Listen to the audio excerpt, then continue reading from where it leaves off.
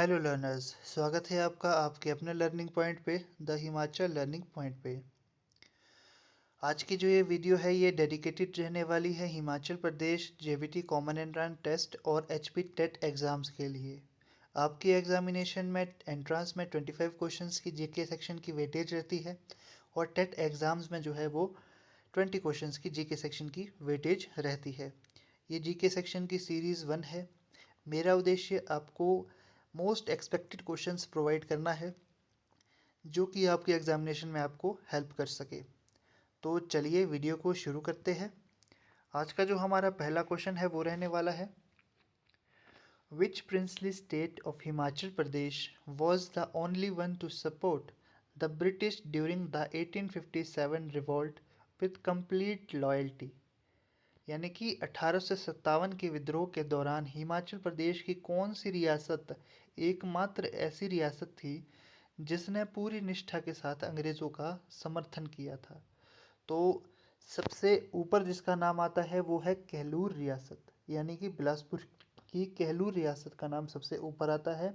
और राजा हीरा चंद वहाँ के जो है उस समय के राजा थे जिन्होंने सक्रिय रूप से ब्रिटिशर्स की उस समय मदद की थी। ठीक है, यहाँ व्याख्या भी की गई है नीचे, जहाँ बुशैर के राजा तटस्थ रहे, खिराज देने से मना कर दिया। खिराज क्या होता है? खिराज एक टैक्स होता है या रेवेन्यू होता है जो उस समय की जो ब्रिटिश गवर्नमेंट थी वो इनसे ले रही थी राजाओं से, क्योंकि हम तो गुलाम थे। तो उस समय बुशहर के राजा जो थे वो शमशेर सिंह जी थे, उन्होंने जो है वो टैक्स देने से इनकार कर दिया। अब आपको ऐसा भी क्वेश्चन आ सकता है कि हिमाचल प्रदेश के कौन सी प्रिंसली स्टेट के राजा ने या कौन से राजा ने ब्रिटिश गवर्नमेंट को जो है वो 1857 की रिवॉल्ट में जो है वो साथ देने से इनकार कर दिया था या टैक्स देने से इनकार कर दिया था।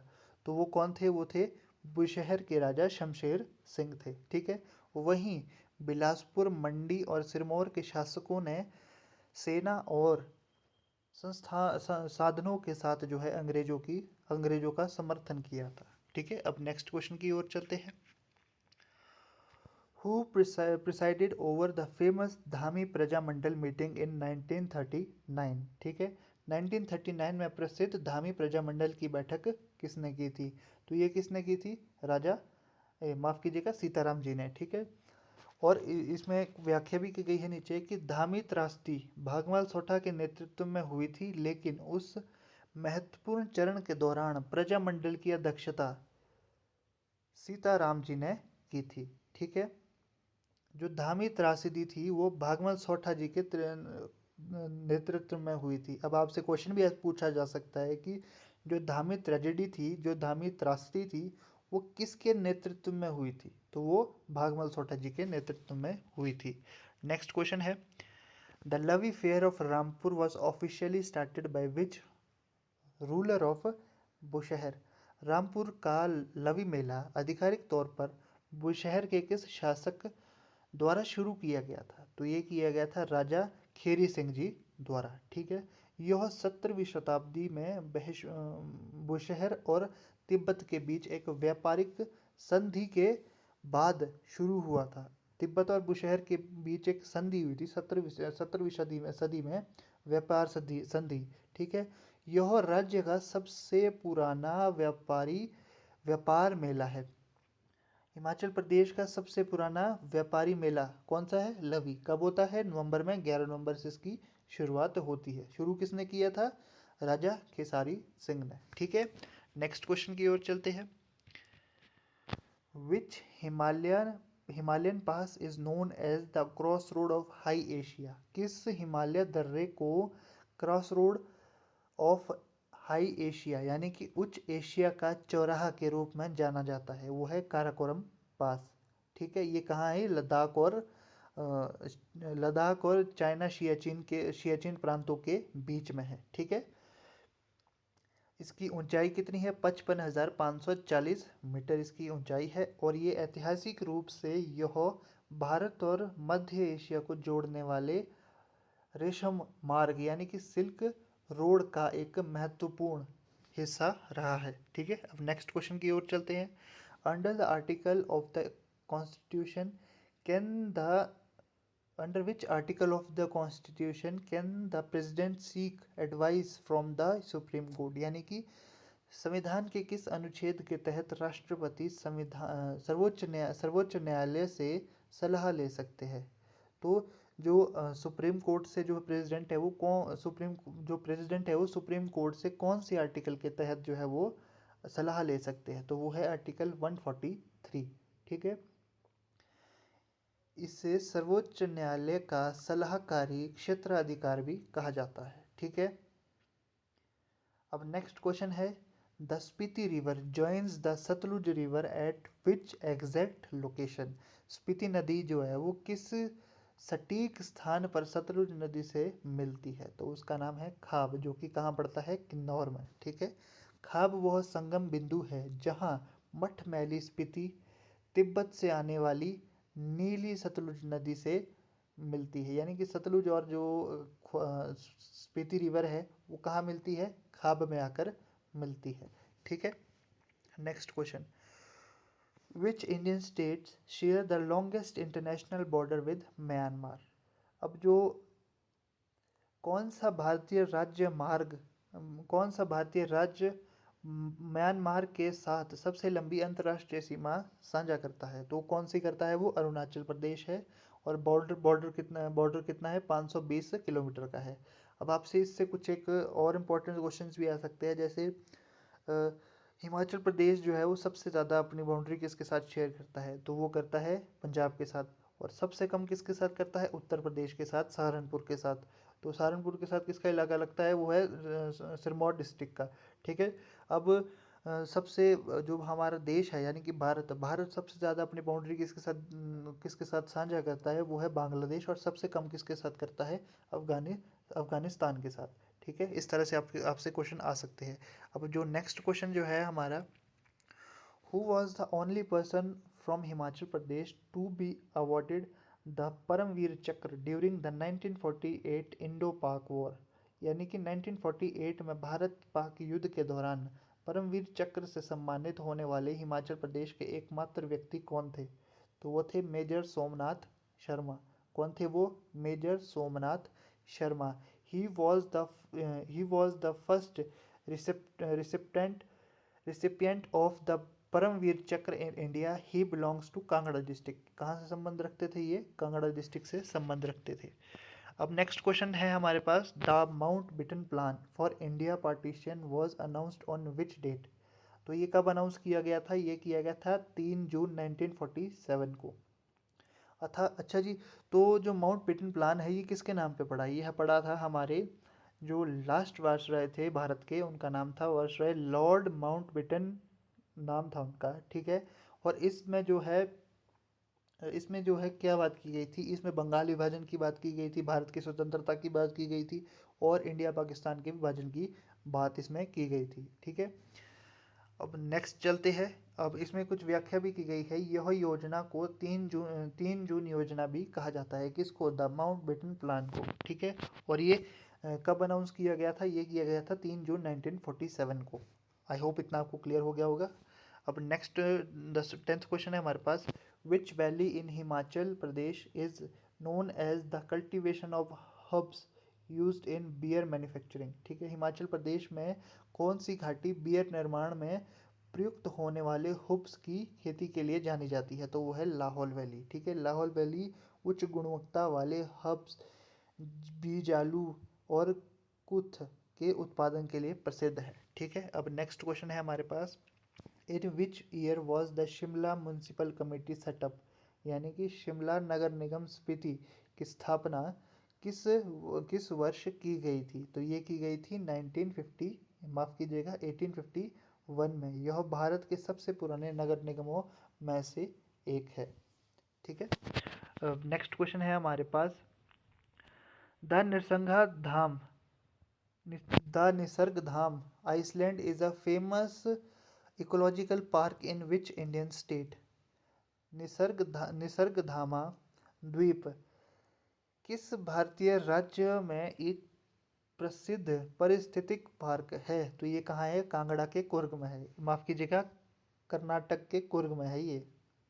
ठीक है, कर्नाटका एक स्टेट है, वहाँ के कुर्ग में है ये, ठीक है। यह कुशाल नगर के पास कावेरी नदी द्वारा निर्मित एक लोकप्रिय द्वीप है, ठीक है। अब नेक्स्ट है, who was the speaker of the first Vidhan Sabha of Himachal Pradesh. Himachal Pradesh की पहली विधानसभा के अध्यक्ष कौन थे? तो वो थे पंडित जयवंत राम जी, ठीक है। और उन्होंने 1952 से 1956 तक अध्यक्ष के रूप में कार्य किया। अब क्वेश्चन नंबर 14 है हमारे पास, which Buddhist monastery is in Himachal Pradesh is known as the Ajanta of Himalayas, ठीक है। हिमाचल प्रदेश के किस बौद्ध मठ को हिमालय का अजंता कहा जाता है? तो ये कहा जाता है ताबो मठ को, यानी कि ताबो मॉनेस्ट्री को कहा जाता है, ठीक है। ये 1996 ईस्वी में स्थापित हुई थी। यह अपनी उत्कृष्ट दीवार चित्रों और प्लास्टिक की मूर्तियों के लिए प्रसिद्ध है। अच्छा, ये पड़ती कहाँ है? ये किस डिस्ट्रिक्ट में है? ये स्पीति में है, ये स्पीति वैली में पड़ती है, लाहौल स्पीति में, ठीक है। क्वेश्चन नंबर 15 है हमारे पास, the golden threshold is a collection of poem written by whom. Golden threshold किसके द्वारा लिखित कविता का संग्रह है? ठीक है, सरोजिनी नायडू द्वारा लिखी गई है, ठीक है। उन्हें भारत की कोकिला के नाम से भी जाना जाता है। हाँ, ऐसे भी आपको जो है वो क्वेश्चंस पूछे जाते हैं कि भारत की कोकिला किसे कहा जाता है, या तोताए हिंद किसे जाता है, अमीर खुसरो जी को कहा जाता है, ठीक है। वैसे ही आगे चलते हुए अब हम नेक्स्ट क्वेश्चन देखते हैं, विच district of Himachal recorded the lowest literacy rate in 2011 census. तो 2011 की जनगणना में हिमाचल प्रदेश के किस जिले में साक्षरता दर सबसे कम थी? तो जो सबसे कम थी वो थी चंबा में। कितनी थी? 72.17%। और सबसे ज़्यादा कहाँ थी? हमीरपुर में, जो कि थी 88.15%, सबसे ज़्यादा, क्योंकि हमीरपुर को इसीलिए जो है एजुकेशन का हब भी कहा जाता है, ठीक है। क्वेश्चन नंबर 17 पे चलते हैं, in which session did the Indian National Congress declare Purna Swaraj complete independence. यानी कि भारतीय राष्ट्रीय कांग्रेस ने किस अधिवेश में पूर्ण स्वराज की घोषणा की थी? तो ये की थी लाहौर सेशन में 1929 में, ठीक है। ये कहाँ हुई थी? अध्यक्षता रावी नदी के तट पर हुई थी, जवाहरलाल नेहरू ने इसकी अध्यक्षता की थी। अच्छा, पूर्ण स्वराज की मांग किसने की थी? वो थी नौराजी भाई देसाई ने, ठीक है। किसने की थी स्वराज की मांग? सबसे पहले किसने की थी? दादा भाई नौरोजी ने, ठीक है। कब की थी? 1906 में। अब नेक्स्ट जो हमारे पास क्वेश्चन है, which king of Kangra built the Dharamshala town for his stay. Kangra के किस राजा ने अपने ठहरने के लिए धर्मशाला शहर का निर्माण करवाया था? तो ये निर्माण करवाया था संसार चंद्र जी ने। हालांकि बाद में जो है इसकी डेवलपमेंट जो है वो ब्रिटिशर्स द्वारा की गई थी। अब नेक्स्ट क्वेश्चन है हमारे पास, which chemical is used to preserve biological specimens in laboratories। ठीक है, प्रयोगशाला में जैविक नमूनों को सुरक्षित रखने के लिए किस रसायन का उपयोग किया जाता है? फॉर्मेलिन का इस्तेमाल किया जाता है। तो इसका उत्तर क्या है? फॉर्मेलिन, ठीक है। Formalin prevent decay by killing bacterias and preserving cell structure. अच्छा, सेल भी एक इम्पोर्टेंट टॉपिक है। इससे आपको क्वेश्चन आ सकता है कि जो सेल की खोज है वो सर्वप्रथम किसने की थी? तो वो रॉबर्ट हुक ने की थी। कब की थी? 1965 में की थी, ठीक है। और इन्होंने क्या खोजा था? सबसे पहले इन्होंने डेड सेल खोजा था। डेड सेल इन्हें कहाँ मिला था? तो एक पेड़ होता है ना, पेड़, उसकी जो बाहर की खाल होती है, खाल, उसको क्रॉक बोलते हैं। अगर आपने देखा होगा जो बॉटल्स होती है वाइन की, उसमें ऊपर एक ढक्कन सा लगा होता है लकड़ी का, उसको भी क्रॉक बोलते हैं। तो उसमें जो है इनको क्या मिले थे? डेड सेल्स मिले थे, ठीक है। और जो लिविंग सेल्स है वो एंटोनियो को मिले थे, ठीक है। कब किसको मिले थे? एंटोनियो को, ठीक है। और जो outer most layer of plant cell होती है वो सेल सेल वॉल होती है। और जो एनिमल्स है, यानी कि हम भी एनिमल्स में ही आते हैं, जो हम ह्यूमंस हैं, तो जो एनिमल्स की जो आउटर मोस्ट लेयर होती है वो सेल मेम्ब्रेन होती है। हमें जो है वो सेल वॉल की ज़रूरत नहीं होती है क्योंकि, ठीक है। अब आगे चलते हुए अब हम नेक्स्ट क्वेश्चन की ओर चलते हैं। The Kunihar valley is located in which district of Himachal Pradesh. तो कुनिहार घाटी जो है वो हिमाचल प्रदेश के किस राज्य में है? वो है सोलन में, ठीक है। इस घाटी को जो है वो स्मॉल वैली या तालसम वैली भी कहते हैं, ठीक है। Who is the only Indian to win the Nobel prize in physics so far. अब तक भौतिकी यानी कि फिजिक्स में नोबेल पुरस्कार जीतने वाला एकमात्र भारतीय कौन था? वो थे सीवी रमन जी, ठीक है। 1930 में मिला था इनको, ठीक है। He won it for his work on the scattering of light known as the Raman effect, ठीक है। नेक्स्ट क्वेश्चन पे चलते हैं अब। What is the Vedic name of river Chenab. Chenab नदी का वैदिक नाम क्या है? तो वैदिक नाम क्या है? अस्कनी, ठीक है। और व्याख्या की गई है नीचे कि चिनाब का जो यूनानी यानी कि ग्रीक नाम जो है वो एसनेसिस है, ठीक है। अब आगे चलते हुए अगला क्वेश्चन देखते हैं हम। Which constitutional amendment is known as the mini constitution of India. तो ये कहा जाता है 42 अमेंडमेंट एक्ट 1972 में, ठीक है।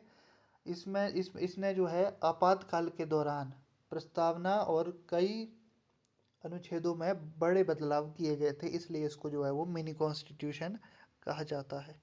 नेक्स्ट क्वेश्चन है 24।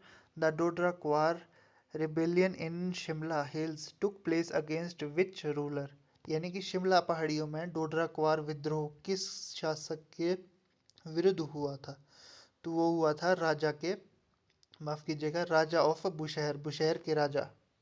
अच्छा, डोडरा क्वार रिबिलियन का जो डोडरा क्वार विद्रोह हुआ था, इसका नेतृत्व किसने किया था? इसका नेतृत्व किया था रण बहादुर सिंह ने, ठीक है। क्योंकि इसका कारण क्या था? इसका कारण था जो डोडरा क्वार है उसको उन्होंने जो है वो इंडिपेंडेंट डिक्लेयर कर दिया था, परंतु इसी से क्रोधित होकर जो राजा ऑफ बुशहर, जो बुशहर के राजा थे, उन्होंने जो है उनके खिलाफ जो है ये उनके खिलाफ जो ये विद्रोह है ये शुरू किया गया था, ठीक है। नेक्स्ट क्वेश्चन की ओर चलते हैं।